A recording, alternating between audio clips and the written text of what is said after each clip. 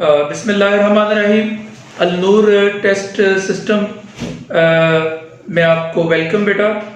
English के paper की discussion है ये आपके साथ।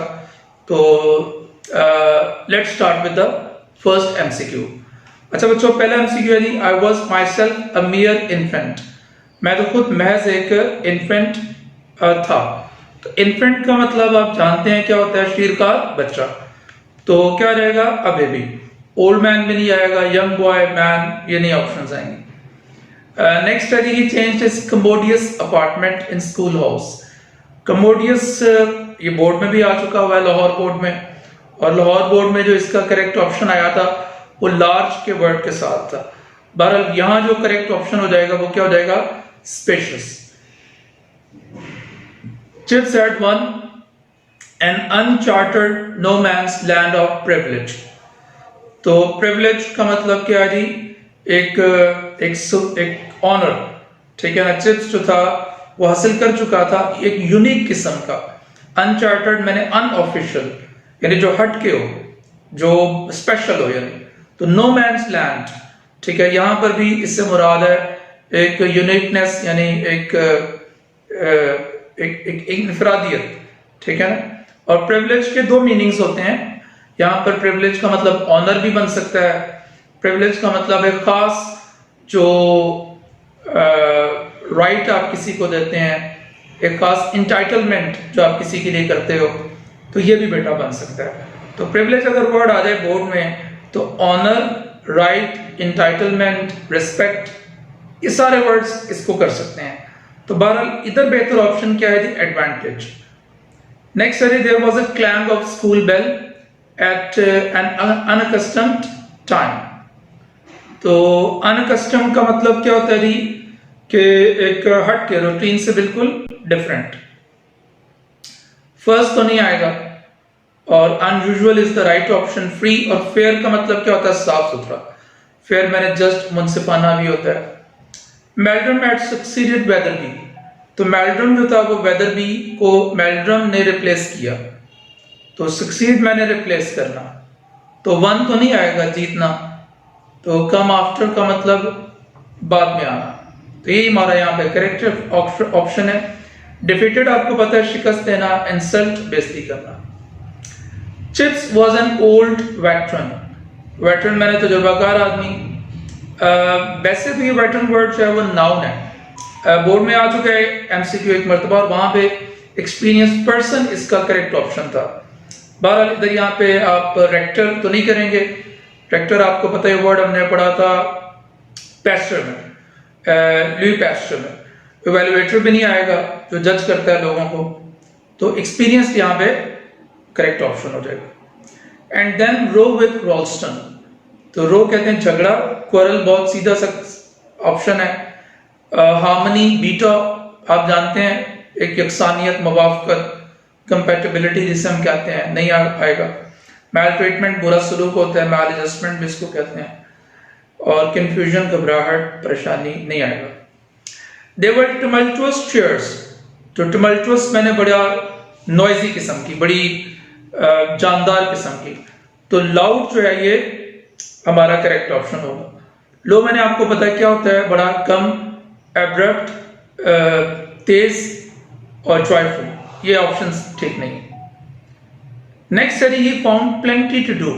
तो करने को उसके पास बहुत कुछ था, ठीक हो गया। प्लेंटी मैंने बहुत कुछ। तो a lot of work, game, nothing, duty, a lot of बेहतर ऑप्शन है जी यहाँ पे। अच्छा बच्चों, शॉर्ट क्वेश्चंस पे आ जाते हैं जी। What changes did the death of Catherine bring in chips.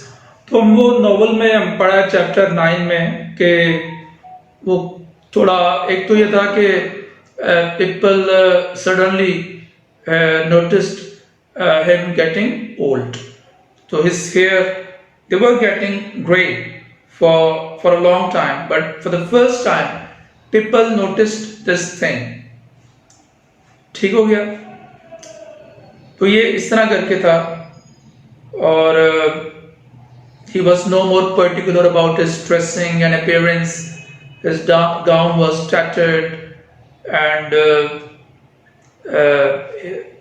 and he was now just a kind of having weary look, एक थकी हुई लुक के साथ वो चल चल फिर रहा होता था. Why did the boys of Brookfield guard the railway line? So railway men, they were on strike, and Brookfield, being a public school, was instructed the teachers and the students to protect and to safeguard the railway tracks. So this was the reason. What sort of person was Ralston? बच्चों ने novel में पढ़ा है कि Ralston was very strict, disciplinarian. He was very authoritative. He was very domineering, and he was a science master, and with novel ideas. Okay, तो इस तरह का था, but he was not careful about the people. He was rather more concerned about the system. When and why did Ralston leave Brookfield School? Ralston left Brookfield School in 1911. Actually, he was having a good offer, a better offer from somewhere else, and he left that. Idioms है नहीं हमारे, keep an eye on, नजर रखना, on the whole मजमूई तौर पर होता है, kick the bucket, एक informal expression है, इंतकाल कर जाना, play truant, फुट्टा लगाना, स्कूल से भागना, कॉलेज से भागना. ट्रांसलेशन में आते हैं कि हिंदुस्तान ने पाकिस्तान को तबाह करने के लिए तमाम बड़े दरियाओं पर डैम बना दिए हैं. अब बच्चों एक बात फिर वही है कि मैं आपसे अक्सर ही कहता हूं कि जब आपके पास जो पैरा है, अगर वो सेंटेंस लेंथी है, तो आप उसमें एक सब्जेक्ट को फाइंड आउट करें, एक आप वर्ब को फाइंड करें और एक ऑब्जेक्ट को, और ऐसा करने से आपका मसला हल हो जाएगा. यानी किसने काम किया, काम क्या हुआ, यहाँ पे डैम बनाए हैं. किसने काम किया? हिंदुस्तान ने किया. और क्या बनाया, क्या उन्होंने? डैम. आपको पता है वर्ब बना दिए हैं. क्या बनाया? वर्ब आप कैसे ट्रेस करते हैं?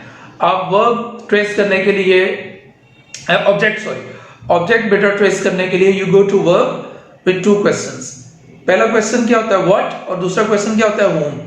तो ये दो क्वेश्चन आप पुट अप करते हैं, ठीक है ना.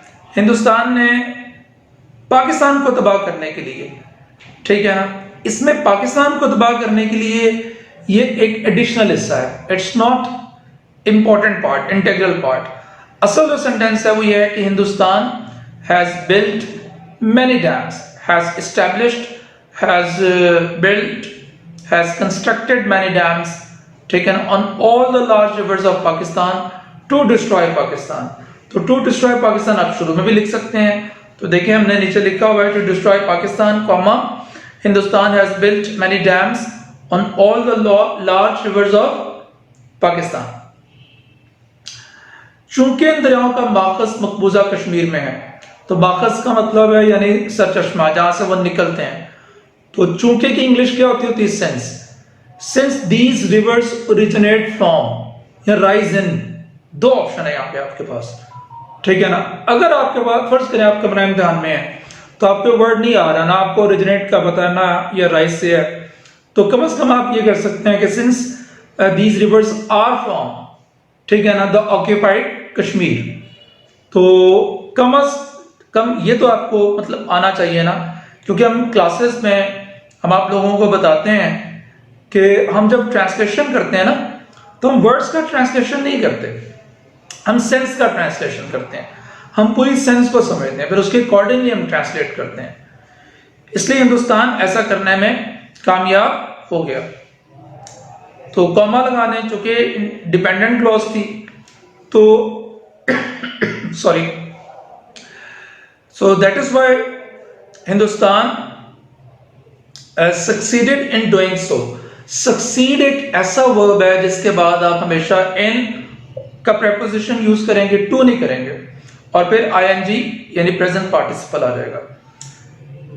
जब पाकिस्तान को पानी की अशद जरूरत होती है, when Pakistan is in dire need of water, when Pakistan needs water desperately, when Pakistan needs water badly, जो मर्जी करना, कॉमा, दोबारा ये नामुकम्मल जुमला पहले आ गया, तो कॉमा लग जाएगा। हिंदुस्तान हमारा पानी रोक लेता है, तो रोकना यहाँ पे स्टॉप भी कर सकते हैं, चेक भी, विदहोल्ड अच्छा वर्ड है। Hindustan withholds our water supply या our water, both are correct. और जब जरूरत नहीं होती तो ज्यादा पानी छोड़ देता है, फुल स्टॉप लगा के, when we do not need water, comma, तो इट लेट्स गो या डिस्चार्जेस वाटर। तो आपके पास ये 2-3 ऑप्शन है जी। तो अभी मैं ये स्क्रीन पे लिखता हूँ, दिखा भी देता हूँ ताकि आप लोग बाद में लिख लेंगे।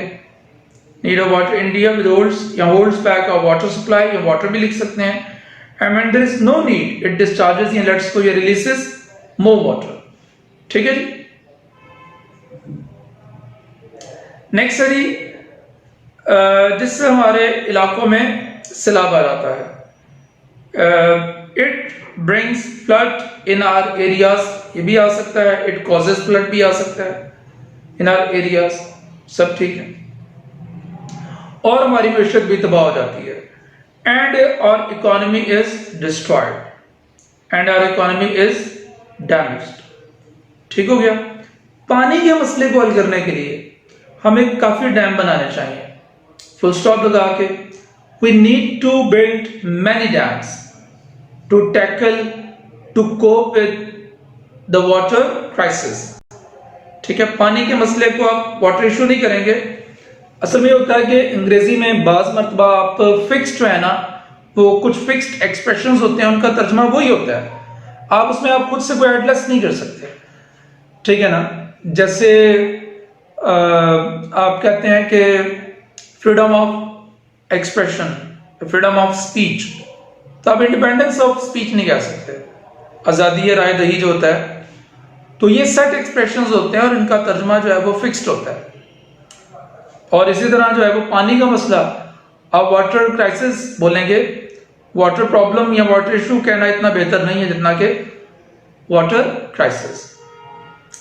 तो ये था बेटा आज का हमारा पेपर। अल्लाह सुब्हानहू व तआला हम सब का हामी और नासिर हो। तो दुआओं में याद रखिएगा। Stay at home and stay blessed. Allah हाफिज़।